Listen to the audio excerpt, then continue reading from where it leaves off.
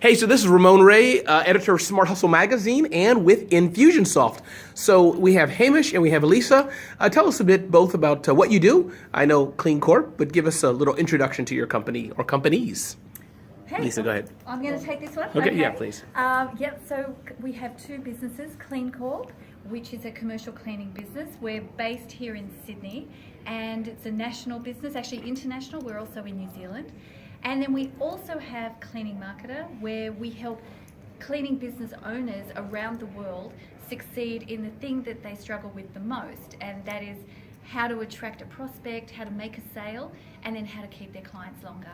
Hamish, question for you. What do you think? You've been in business for several years now. In fact, your guys are launching a second business.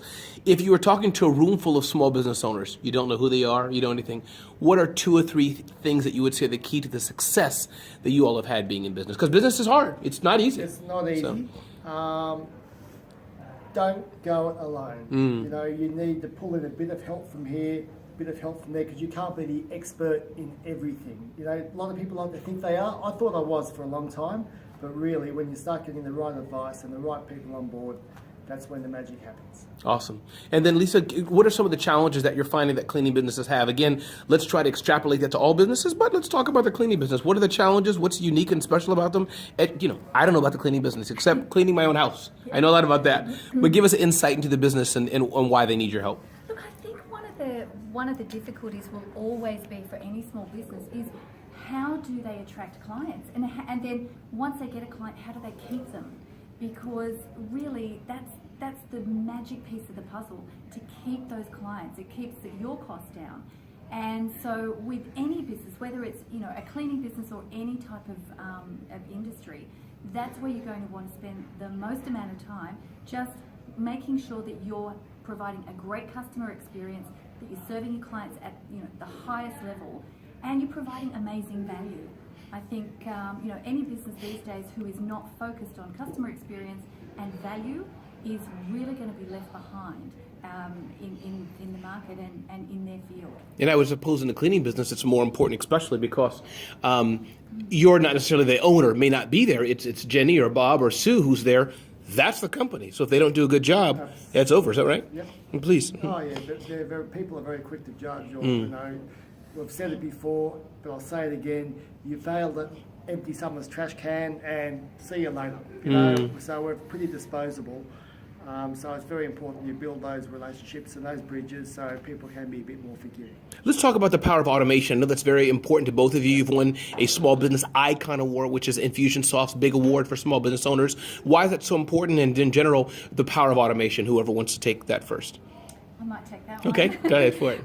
For us, using automation has meant the difference between having to have a massive team of people working in our office and not having to have a massive team. So we've been able to leverage our time and ensure that we can deliver a consistent service and consistent communication all the time without even having to think about it. So having the automation there has really helped support our business, and by having that support we've been able to grow a lot faster than what we would have been able to do before, and keep in touch with our prospects and our clients and now our workforce. I mean, every single system and process within CleanCorp is automated.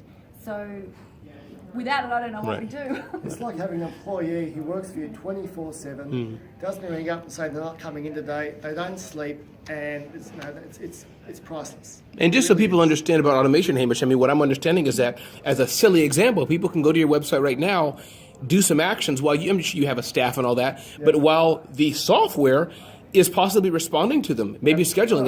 Is that about right? Okay. Absolutely. Yeah, no, it's a wonderful tool. It really is. And it's really made a difference in our business. Right. 2 more questions, and I know we got an event. We're here in Sydney, Australia at a digital marketing conference, I think. I think it's the name of it. So 2 more questions. 1, Lisa, today you're going to talk about going niche or vertical.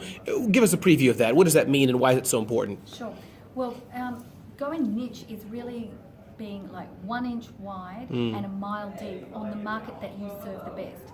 So for Cleaning Marketer, we serve cleaning businesses. That's what we know, that's where our expertise is.